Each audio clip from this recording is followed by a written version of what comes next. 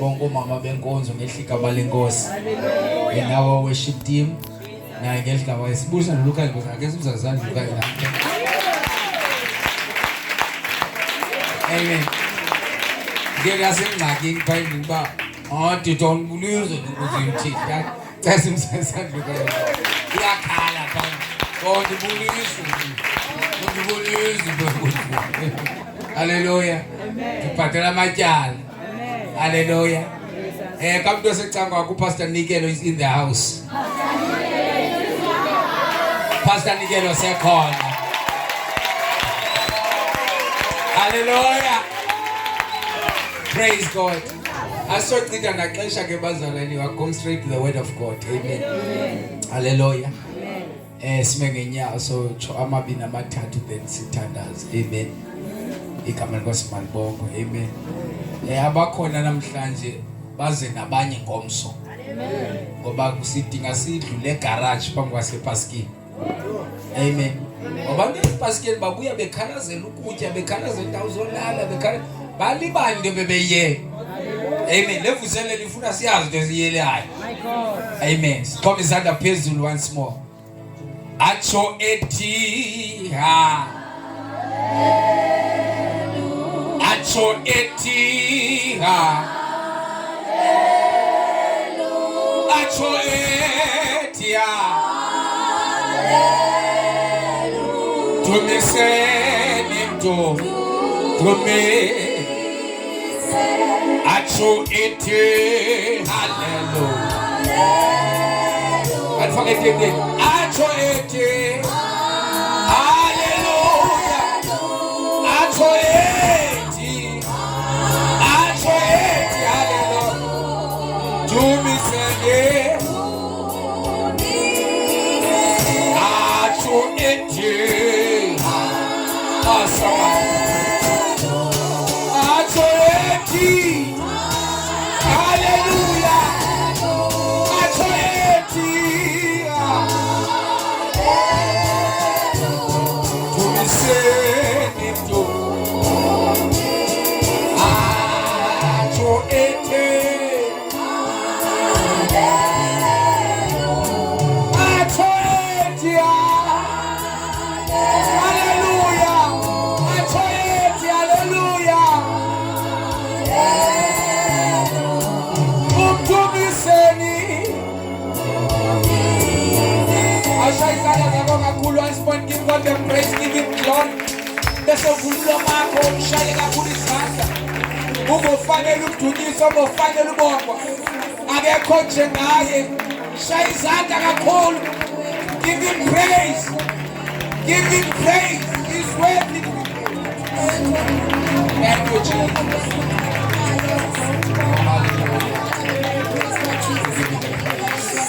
Hallelujah. Same ngenyawo bazalwane yazi amakucela khona ungawavumela kubambe. Sime ngenyawo once more kokugqibela. Sibulise nomama phakathi kwethu bazalwane. Xolisa umlibali. Simza mezandla welcome our meeting. Singaqhubeka ixesha bazalwane same ngenyawo. We're so honored to have Pastor Nikelo up. Amen. Very humble man of God bazalwane. Sesikhathi sazana lapha eResting naye. From Assemblies of God. Amen. Lento iyafundisa. Hallelujah. Sifundisa nabanye xa silapha. We are not in a competition. Sizobhakanyela le ndawo. Praise God. Hallelujah. So ayikho isizathu esingasenzani. Ngoba sizobhakanyela le ndawo. Amen. So ifundiso nakwenye indawo lonto leyo because uSathane enze imfazwe ezingenamsebenzi. Ngoba ayifune singasiphosane nenjongo. Injongo is to win souls. Amen. So we're so honored to have you napha phakathi kwethu bazalwane. Afuna basichithe ixesha. Amen. Are you ready for the word? Are you ready for the word? Ngicela sidibase izandla zethu samukele uPastor Nikelo bazalwane. Shaya izandla senza ngaphambili. Shaya ngamandla izandla senza. Shaya ngamandla.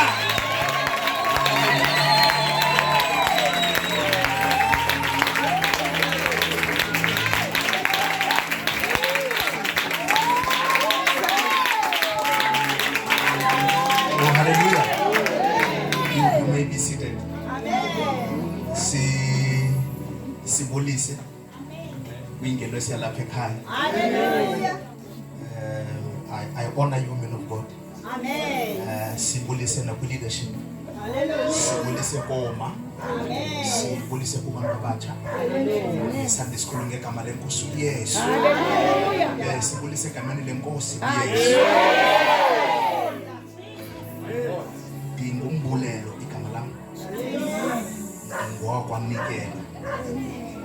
Ndiyazalwa endaweni ekuthiwa kuseThabatsho eFree State.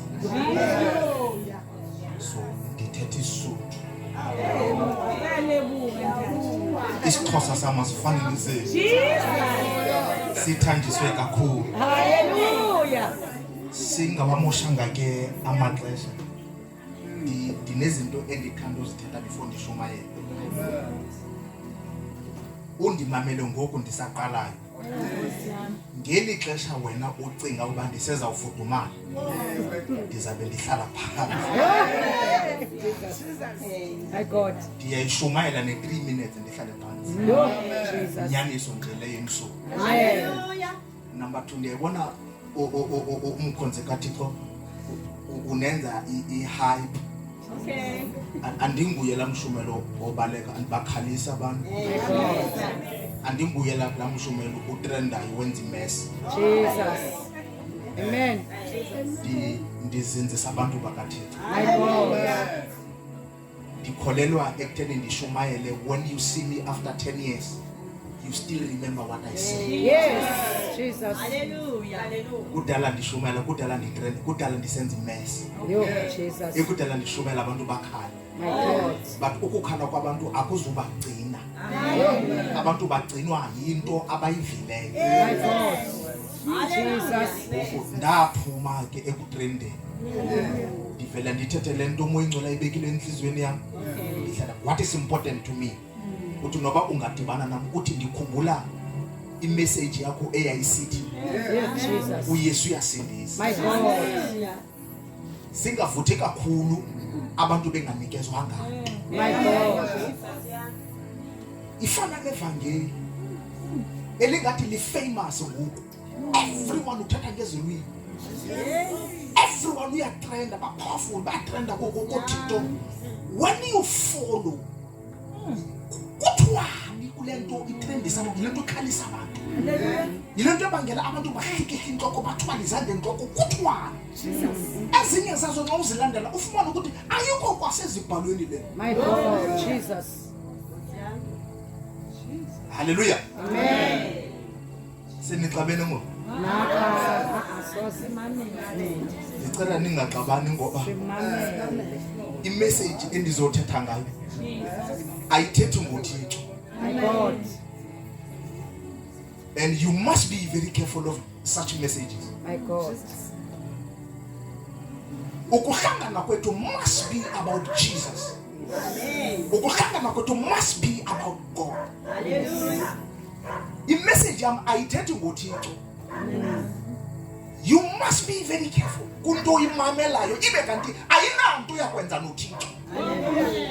Kodwa kukhona into ebalulekileyo ngale season sikuyo, ngale message ndizawuthetha ngayo. My God. So ndifuna uthetha ngesimo.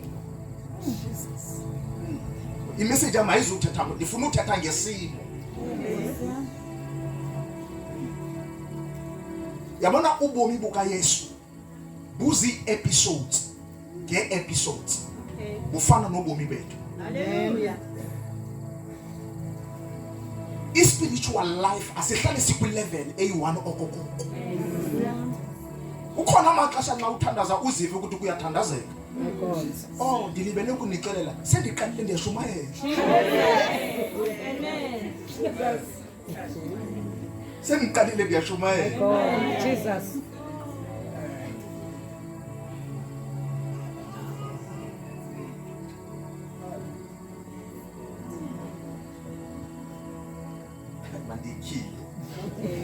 Theli le nto emfitshane.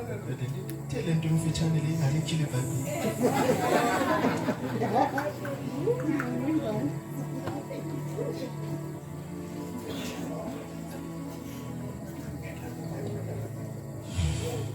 God knows how to prepare abantu bakhe for his move. Ndake ndaba ne-argument ethi abantu abathi undixelela ukuthi bonke abaprofeti bayaxoka okanye abekho. Kutheni kungekho umuntu osuwonishileyo ukuthi iCovid yeza? Bebephi abaprofeti?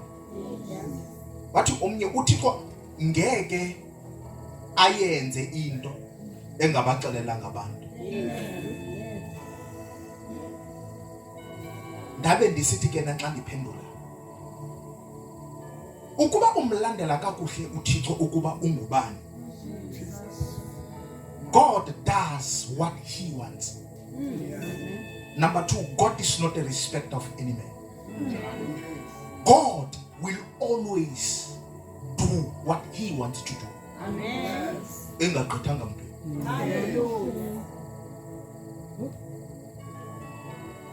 It doesn't mean ayiveli enkosini ngoba kungekho umuntu othe ivele enkosini.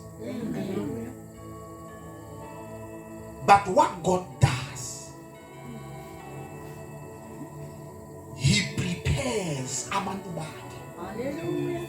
Abalungiselele into azoyenza. Abantu balungelwe yinto ezokwenziwa nguThixo noba abakayazi ukuba yintoni le uThixo azoyenza.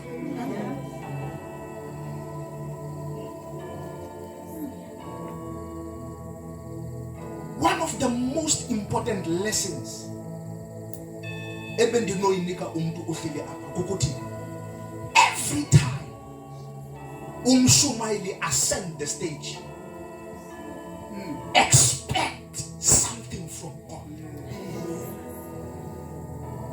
Ngoba abantu abangalindelanga nto abafumani nto. Kufumana into kubantu abalindele ukuthi kukhona into uThixo azoyenza. uThixo avela benzele nokuba ikhasa lokuthi benzele belingekafiki. Abenzele ngoba belindele ukwenzelwa nguye.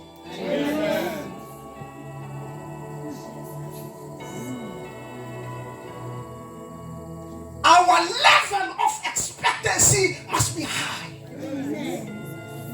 Ngoba indlela asilindela ngayo enkosini ilendlela sizawufumana ngayo. If you don't expect anything from God, then you are not going to get anything. It is not anyone's fault, but it is your fault. Abanye abantu bafika izolo enkosini ubabone beprosperisa, ubabone bekhula, behanjelwa izinto kakuhle. Kanti every time when they approach God, approach kukhona into abayilindeleyo ukuthi kukhona into endizayizuza. Kukhona into Thixo azondenzela yona. Abantu abasiphambanisayo. This is my season. Andivanga nto. Akukho umuntu oyi-one prophet. Akukho umuntu oyawathetha but it is my season. I feel it, it is my season. Kule ntente yongena njengemihla. But ngiyasiphambanisa namhlanje ukuthi kukhona into Thixo andiphathele yona.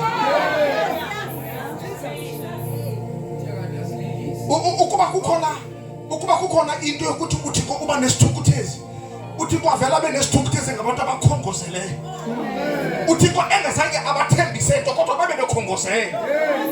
uThixo abe nesithukuthezi ukuthi kutheni ngathi banxuse ngibenzele into nje. Haleluya. Ngoba ungumlomo ungaqambi imali. Avela yenze ngoba abantu bakhe bamlindele ukuba ayenze. Kukhona izinto ezingafumaneki nge-fasting man. Asifumaneki ngokuthi unikela kangakanani. Sifumaneka ngokuthi you are ready for God to move.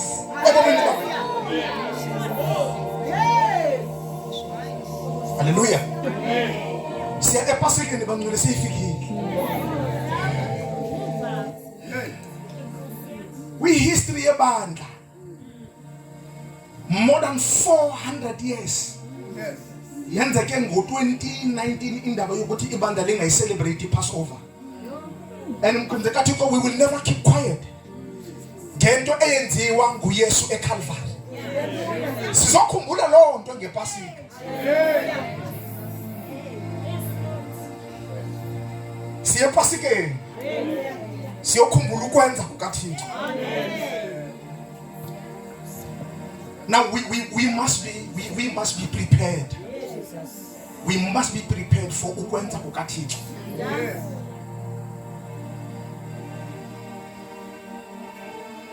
So God knows how to prepare abantu bakhe for whatever it is that he wants to do. Because if it is not God who is going to prepare us for what he wants to do, we are going to be irrelevant. Sicinge ukuba sikhonza uThixo kanti sixabene naye. Sicinge ukuba senza kakuhle kanti sishiwe isyllabus. Sishiwe ixesha lokuthi eyona nto bekumele iyenzeka ebandleni likaThixo bayibandla likaThixo, I mean abantu abasindisiweyo. Because anything kumele sohlukane nayo kukuba church minded, denominational minded. Therefore ukhonza eAssembly of God uthetha uthi umhlabelelo wasewesini uthi ihamende ngcwele kaThixo. Thetha ngabantu ababizwa ngegama lakhe. Ngoba ezulwini akukho kwazinkonzo, akukho Assembly of God ezulwini. Ukhona abantu abakhonza uThixo, kukhona abazalwane. Khona abazalwane ezulwini. Atobhala yobonke abanele uthemba lokumbona bazenza nyulu. Bayazihlambulula. Now, nguThixo ekumele asilungiselele into afuna ukuyenza. Or else we are not going to be ready for what God wants to do. Sizosilela soshiyekele mva.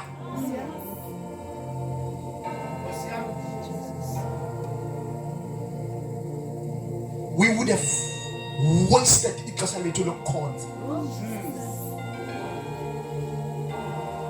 Lastly, singene ezwini. Ibandla likaThixo lisisipili for abantu basezweni babone uThixo. Jesus. Allow me this afternoon to tell you. Ayikho enye indawo abantu abazobona uThixo kuyo. Abantu bazobona uThixo kubantu abanoThixo. The church of God must present God out there. When people need to know who God is, mabakhangele kubantu abathi bahamba noThixo balandela uThixo. Jesus. Ngicela ukunibalisela ngelibali sithandaze. Umfundisi wenu ungumkhulu wakuni. Uzawuphinda ndibize ndizoshumayela. Haleluya. Okwangoku ngicela nje ukudlulisa lo myalezo elibali sithandaze.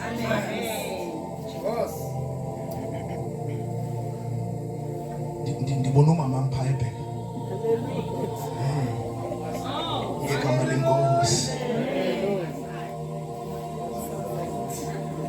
Umuntu yakhatshwa bethuna. Yakhatshwa. Jesus.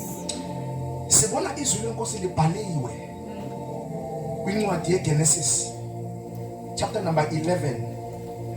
Sizafunda uverse number 31 and verse number 32. Siyathandaza.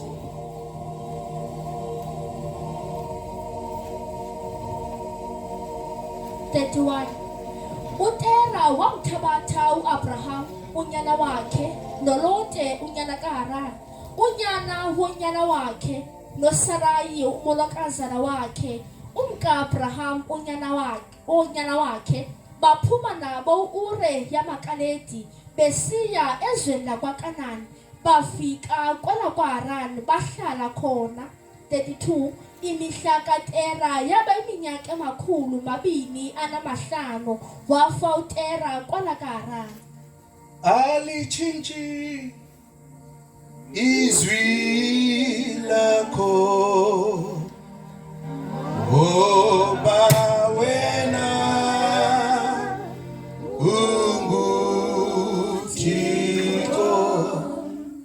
Alitshintshi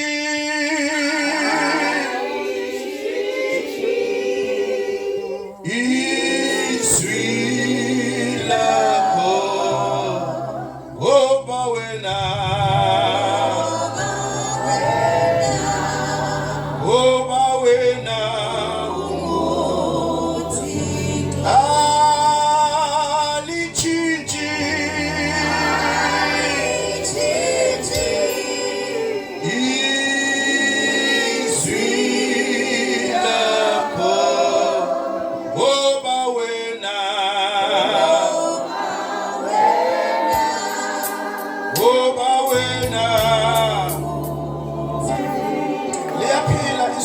linamandla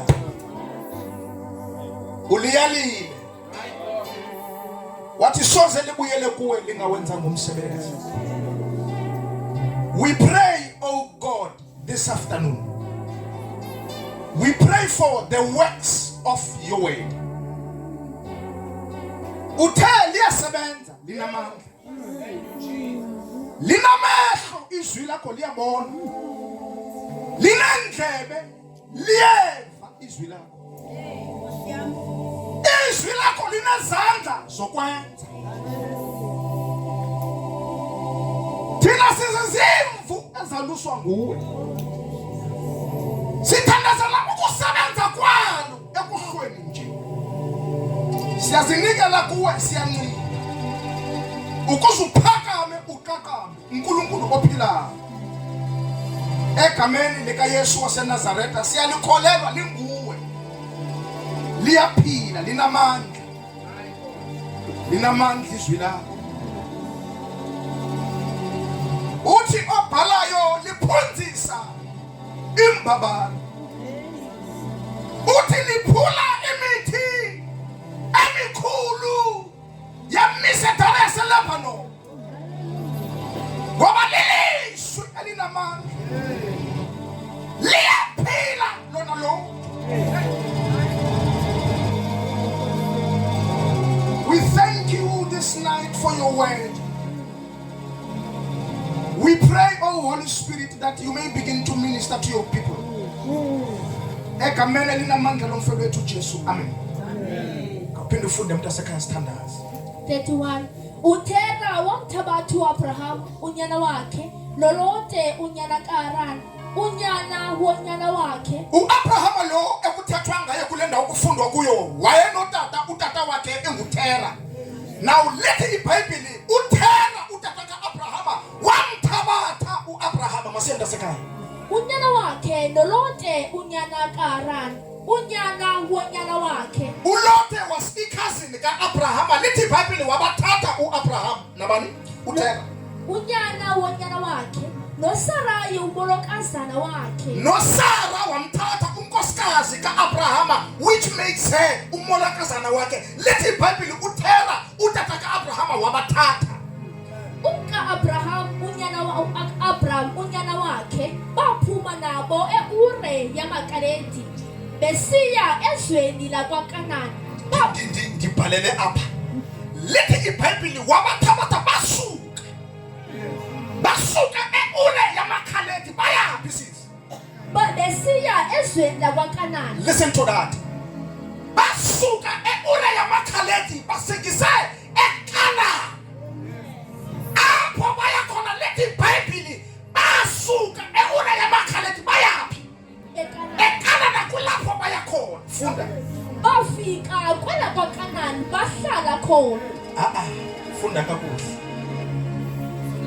Baphuma nabo eUre yamaKhaledi. Yes ma'am. Besiya ezweni lakwaKanani. Basuka eUre yamaKhaledi baya eKhanani. iBhayibheli itsho iBhayibheli. Bafika kwela kwaKanani bahlala. Ayo Kanani funda kakuhle ijonge kakuhle. Kwela kwaHaran bahlala khona. Mani kutheni iBhayibheli sibhidisa nje? Kaloku basuke eUre yamaKhaledi iBhayibheli isanda ukuthi baya eKhanani. iBhayibheli seyitshintsha kukaphela lo mzuzu bafika phi? Kwela kwaHaran. Bafika kwela kwaHaran kodwa iBhayibheli ithe bayaphi? Ndivumeleni ndithi kuni stagnancy is dangerous. Ingozi into yokuhlala ndawoninye. Ubungozi bayo ukuthi singafa singekafiki. Nansi ingozi. Ukuthi sifele kwindawo ebekumele siyasadlula kuyo. Ngoba every level ofika kuyo ebekumele i-level yokuthi udlule kuyo wena ufike uhlale, you are running a risk of not living your life to the fullest. Stagnancy is dangerous. Ingozi indawo yokuma kwi-level eyi-1. Ingozi into yokungakhuli. Enzima into yokungakhuli.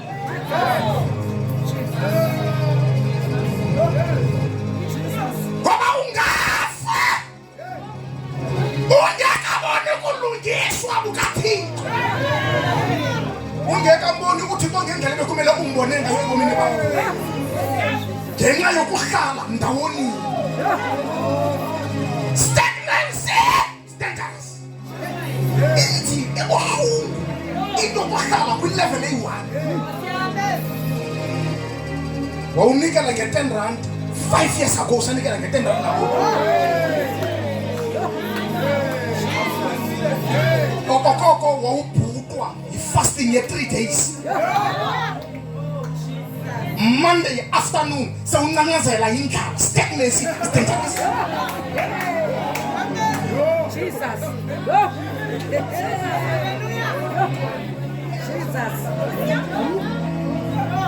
Ukuba besinokhilelwa nguThixo, le nto yokuthi ukuba besingadlalanga endleleni ngesikude. Because the experience of knowing God, it is not limited to what you know. There is more to God than what you know. Izinto ozibonileyo nezinto ozivileyo ngoThixo ayithandi ukuthi uThixo uphelele apho. There is more. Until you take a decision to move from the level where you are to the next level, you will never experience the fullness of God. Allow me to say, the experience of knowing God, it is not limited to what you have seen. Abantu abakhonza uThixo namhlanje bane element yokucinga ukuthi insindiso baphelele bafike lapho bebebhalele khona.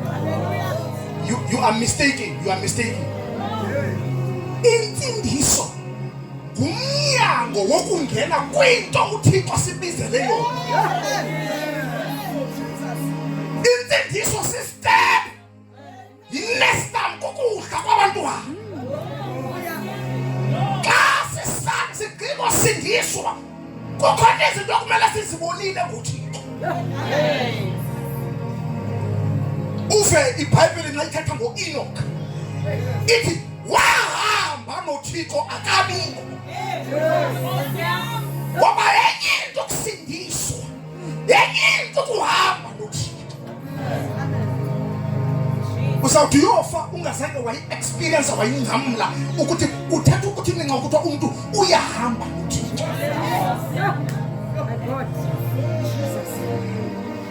Yabona imoto ndiyayiqhuba imoto. Unkosikazi wami esaphila ulibele ukuxelela abantu bokuthi andinayo inkosikazi. Hleze ndizanywe mkhulu wakweli banga la.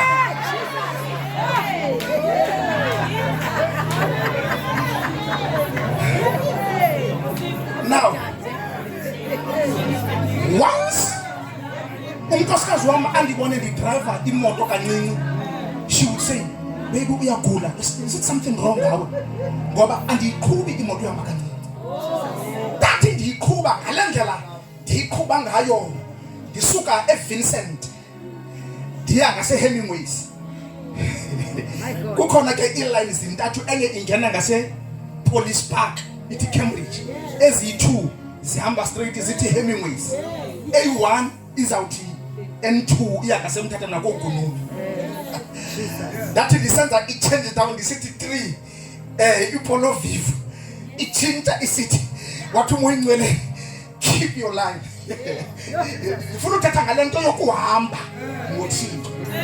Ngoba uThixo we don't experience uThixo nxa kubonakala ingathi sikwimo yobuThixo, sikwimo yokukhonza, sisebandleni. Therefore we must experience God. You experience God. Uthola amakhapethi kwaSpa. Usinda ngobulongwe esilalini uThixo akutheke. Intendi yesongo umnyango. Asiphelelanga nsindisweni. There is more to God than what we see. What umuyingcwele kuye, keep your life. That is endingenile na. Kodlula itrako. Anirobot zikri. Ndayibamba nathi enkosi bawo. Andikho senkonzweni. Andicingi kuThixo siqhubela imoto. Andikho sebandleni. Andibambanga into ukuthi ndingumfundisi. Ngoku ndiqhuba imoto yami ndingunikelo. I want to drive my car. uThixo wangenelela. Lento yokuhamba noThixo. Jesus. Ngo-2017 ndandinqwaba unyana wami etshone ku-swimming pool. Oh ndiyanqina. Ngoba niyathanda ukuyenza imistake ukuthi abefundisi ba-perfect abavelelwa sizinto. Ewe ndinqwabe unyana wami ngo-2017 etshone ku-swimming pool. Ndinqwabe unkosikazi wami last year. My God. Ndiyanqina. Into yokuhamba noThixo. My God. Amen. God cannot be viewed based on what is happening ebomini bakho and what is not happening. Ukuhamba noThixo. Njengoba kulungiselelwa umncwabo nje kungolwesine kuzawungcwatywa Saturday. Asisazi sizawubuya nini ngamncwabela kulo nkosikazi eTakastan.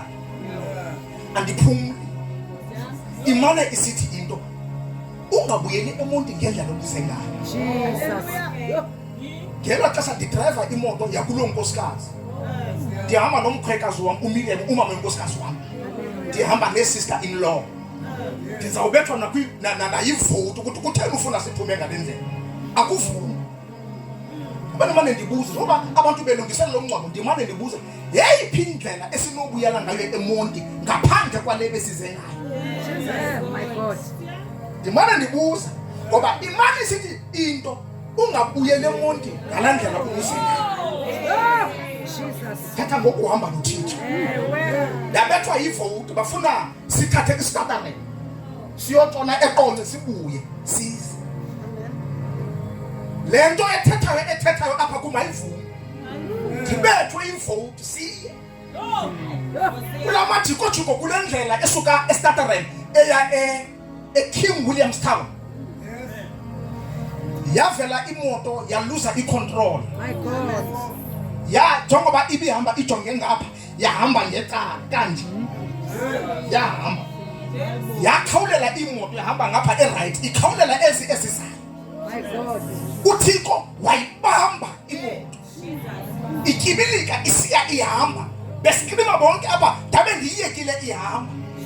Jesus. Yakhe yahamba imoto yahamba yaseva yathi yathonga estatare. Ngoba bekumela siyasahamba ngo-N6 ngokwaMassachusetts. Yakila ezinto zanti-bridge lamazini yavela yavela yathonga ngapha. Bathi besikhuluma nathi bendithe singaphinde sibuyele ngalendlela. Kulapho umama wenkosikazi wami nxa singadisela sithi siyahamba ngo-3 ukuba ndithi kubo sihamba ngoku akukho umuntu ondibuzayo akukho umuntu ondikhoshelayo bathatha into zabo bangene emotweni sihamba ngoku. Yes.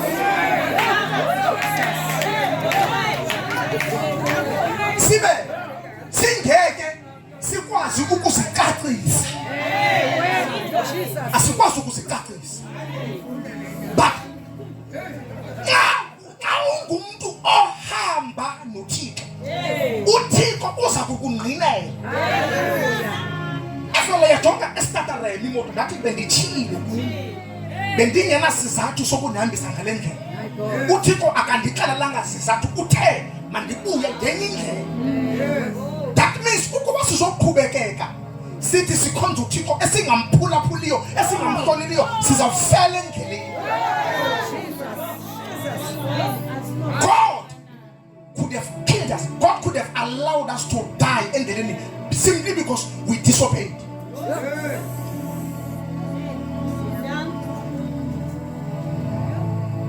Kukhona umprofeti ku Old Testament owake wathulwa nguThixo. Wafumana le miyalelo straight. Ungayenzi lento nalento nalento. Lethi iBhayibheli nxa fika wahlangana nenye indoda ithi le ndoda kuye nami ndingumprofeti kaThixo. Lethi iBhayibheli lo mfo disregarded what God said to him. Waphulaphula into ethethwe ngumprofeti. Ithe nxa buya wakwengwa zingwenyama wafela endleleni. My God, Jesus. Tata ngendaba yokuhamba noThixo. Abantu bayasindiswa. Ukusindiswa ukufika kwi-purpose. Ukusindiswa ayiyo purpose.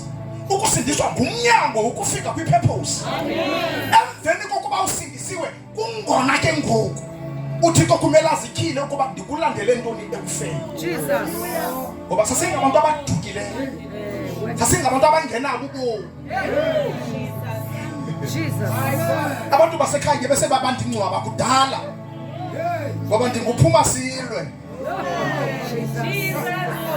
Ndibe ndingakukhathalelanga nokufa. Ndandivela ndibaxelela anizunditya anizundivusa. Ndilwa ngoku. Ukuba sibhidene ngoku ndibe bendihamba ndisiye ekhaya eBloemfontein, nxa ndifika eKomani ndiva ukuthi ndiyathika ndifuna usabela.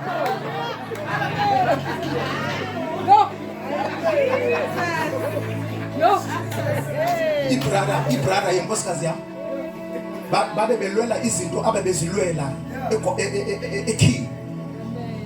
Ubrother ngomsindo wahlaba inkosikazi yami enhloko. My God. Ngemele scratching. Wandifonela wandixelela. Yafika ndilinde ku N2. Uyandazi uyivile indumasi yami nasekhaya bamxelela onesibindi.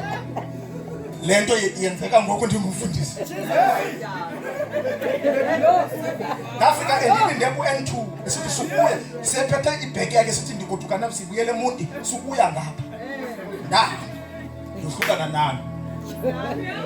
After 2 weeks ndayicinga.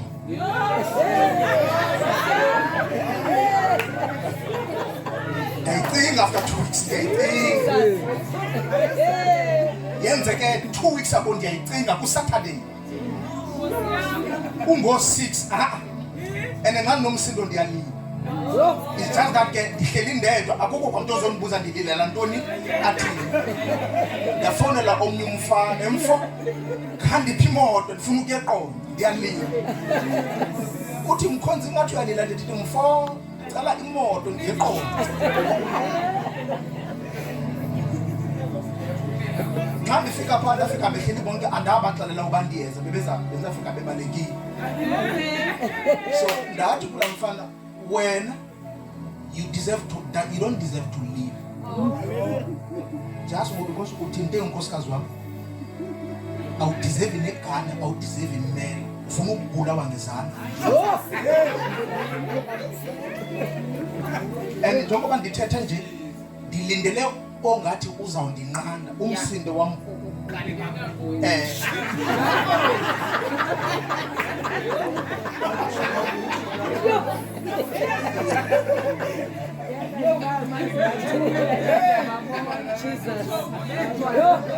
nxa inkosikazi yami iyohoda for the first time ngo-2014 sisanda utshata uhamba no sister bam basekhaya eThabanjwa baye eshop kwenzeke kube khona umfana omplitayo ndiyeva mina xa ndifika unkosikazi wami uyakhala wenze njani athi ungubani umbulelo ungubani wena akakhali lento eplitini ukhalela lento ayivileyo ngam ukhalela lento ungubani ndabuza kwenzeke ntoni kuthiwa no kubani bani ebemfuna pha eshop and then ndingena phi mina siye samxelela lo mfo ukuthi inkosikazi yakho le ndingekho mna umfo wathwala izandla entloko walila waxelela unkosikazi wami neesisters zami ningamxeleli laa mfo na unkosikazi lo wam umangaliswe yindaba yokuthi ntloboni yomntu le enye indoda ilile kuthiwa angaxelela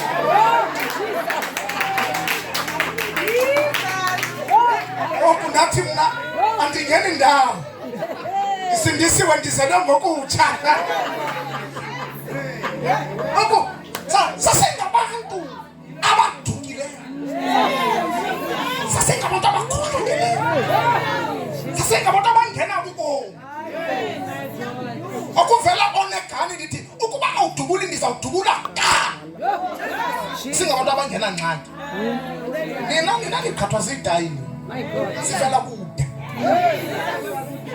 anyanzeleka uThixo anxibe i-overall ngakuyothathwa thina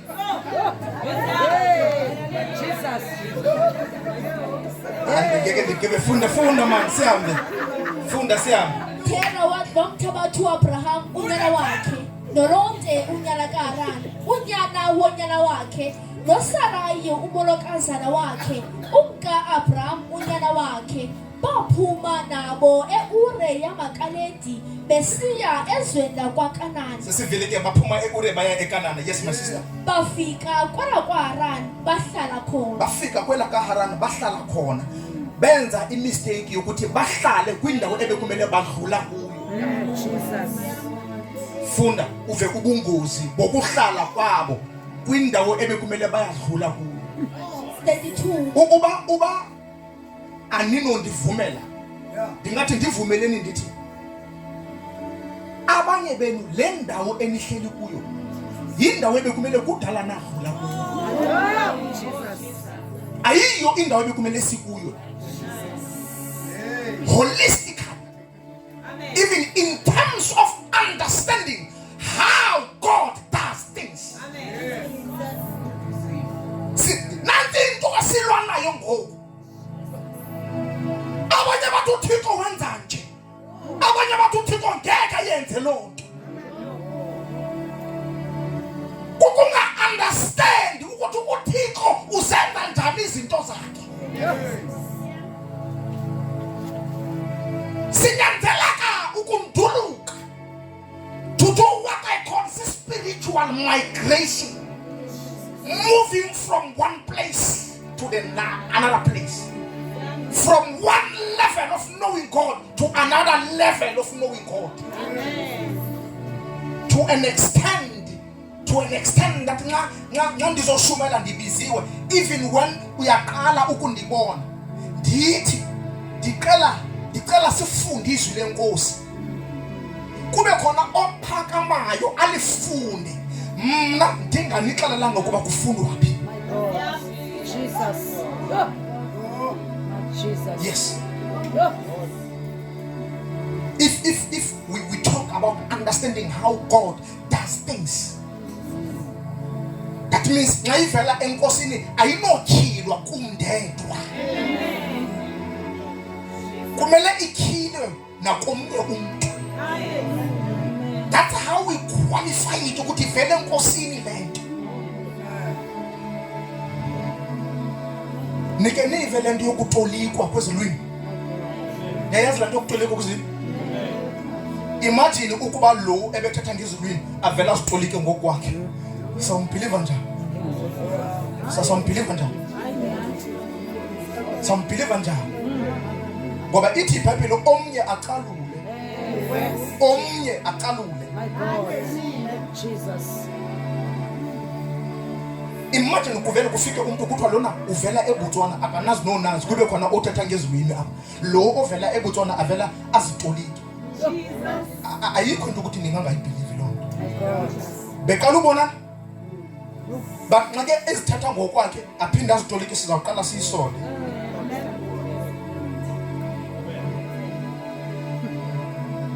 Bafika kwela kaHaran kwenzeka ntoni my sister? Sithandaza. Imihla kaThera Bafika eHaran. bafika kwala kwaHaran bahlala khona. Bahlala njani aba bantu kodwa bebethe bona bayasuka eUre yamaKhaledi baya eKanani. Intoni abahlalisa eHaran? Qhubezela ke. 32 imihla kaThera yaba iminyaka 200. uThera ngutata kaAbraham ngulo owabaqokelele wathi masambeni siye eKanani thina.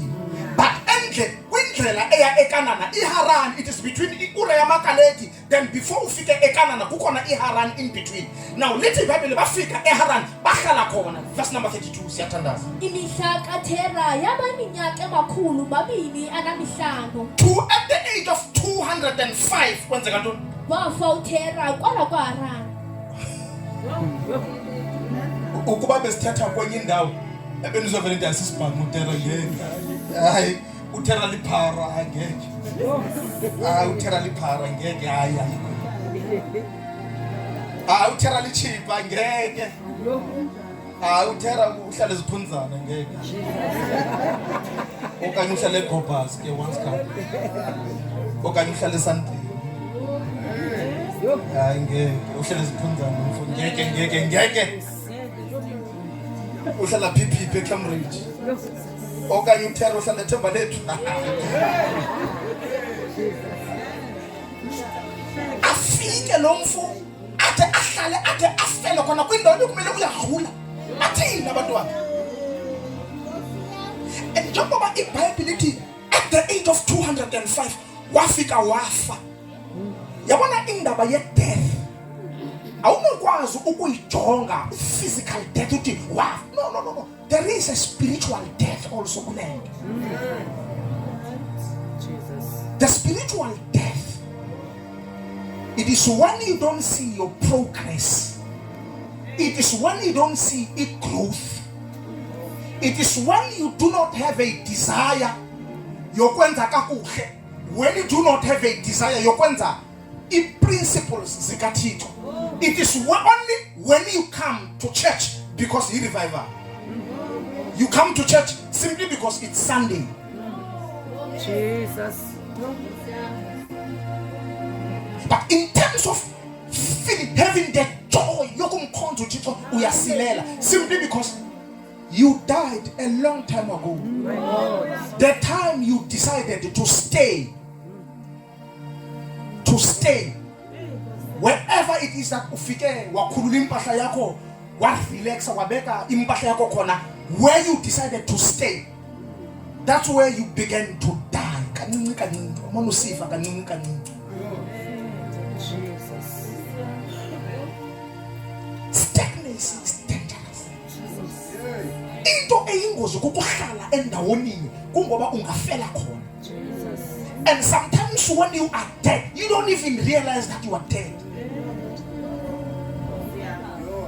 No, you could be dead without realizing ukuba ufile. Usicingela ukuba uyaphila ngokufile. Ngeke ndisithethe so statement ndingasiqualify ezweni. Ningabantu bequalification mos. Let's do it. Amen. Let's do it. Jesus. Uthi uThixo kuAdam. Ungayitya yonke. But Lord, oyi-one. Uthi uThixo ungawutyo, you will surely die. uThixo uthona. Akathi hleze, uthi you will surely die. Kwafika inyoka nenkosikazi yakhe bamqhatha badla. Baphila. Abafa. Kanti the time he decided to disobey God, eyobamba, the time he touched, he died. Jesus. Ngake gqiba waphila uAbraham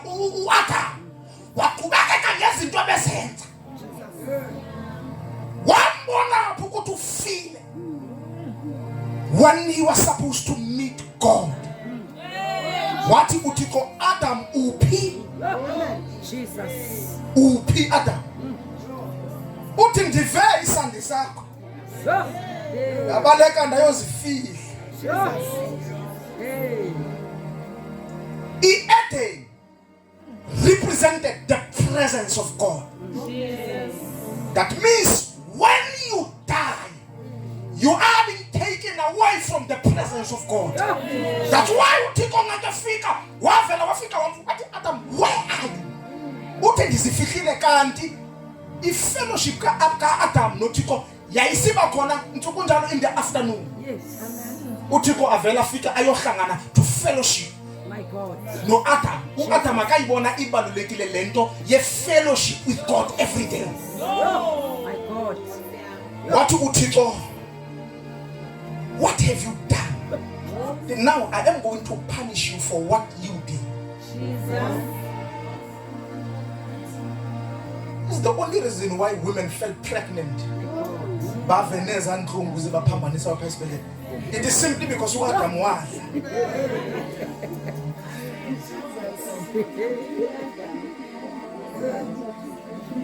So Utera dying eHaran. Uyewafa physical akabiko. It could also mean a spiritual death. My God. You could be dead even when you don't realize that you are dead. Jesus. Adam wayephila. Awabe uthixo ethe you will surely die. Because he was breathing. Wasicingela ukuba uyaphila kanti spiritual is dead. My God. Ingozi into kuhlala ndawoni. Ake usephuthume ukuthi le level ukuyo namhlanje akuyo level ebekumele wadlula kuyo 15 years ago. My God. Kawuseqaphela ukuthi uYesu wawumamkele nini? Comparison endaba ukuthi what have you done for the kingdom of God? What have you done? How long are you going to be an infant? Jesus. Uzokuba lusana until when? Amakasa yasongo. Ibandla eli lilungisela lokubuya kukaYesu. Are we ready for the second coming? If we don't even understand how God does things, are we ready? Are we ready? Are we ready? Are we ready?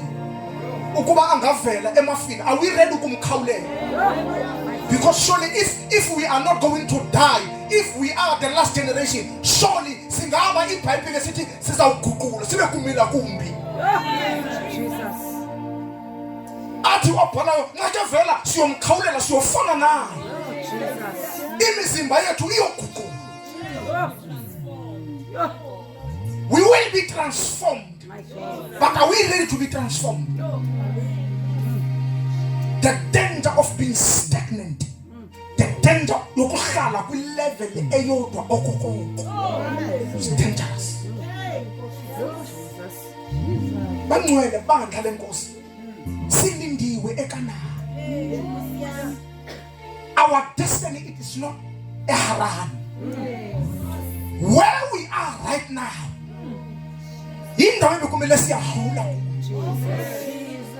there is more of God eKhanani. Jesus.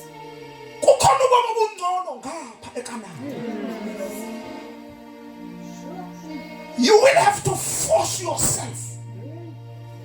Take up your bags and leave. It is enough. Take your bags. And begin to walk. Selendiwe eKhanani. Ayondayokufela le. Indaba kumele kuyahuma. Siyohlula nini? Uyohlula nini? Uyohlula nini? Uyohlula nini?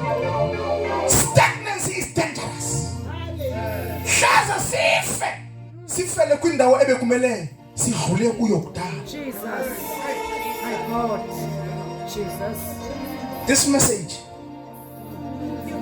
ayitakatakisi. Ifuna introspection. Ifuna usijonge. Go and sit down. Look at yourself and where you are and where you should be. Ujonga amaxesha. Ujonga isizini. Into lebekumele ndiyayenza ngoku. That's why ndikwenza le example ngezinto eziphetty. Petty things, petty stuff.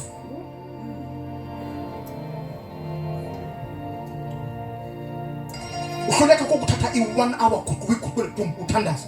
Uthetha noThixo uyahamba. Nza mathupele lo mthandazo. Uhlulwa i-2 minutes. Ya 2 minutes. Seyisongiyolala i-2 minutes. Yakubetha. Jesus. Bafika eHarani bafela khona. Iminyaka kaThera yaba yi-205. He died kwindawo bekumele udlule kuyo. Sukuyenza le mistake. May the Lord God whom you serve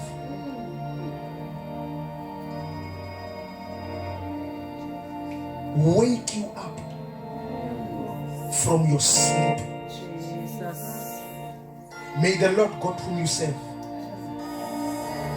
give me more strength so that you can move to the next level. Because the experience of knowing God, it is not limited to what you have seen. Uthixo akanogqitwa ngezinto ozibonileyo, akanogqitwa uThixo ngezo zinto. Uthixo akanogqitwa ngezinto ozivileyo, akaphelelanga kwizinto ozivileyo. Uthixo akaphelelanga kwizinto ozenzileyo. Your stagnancy, it is a cause yokuthi ungaziboni ezinye izinto ezinkulu that God could be doing ebomini bakho, that God could be doing esikolweni nasemsebenzini, that God could be doing ethemba lethu, that God could be doing in the world, because you have decided to stay in one place. I am here tonight to warn you. Ungafi ufele endaweni bekumele uyadlula. There is more to God. There is more. Givumelani themba lethu ngithi there is more to God. There is more. Jesus. May the Lord God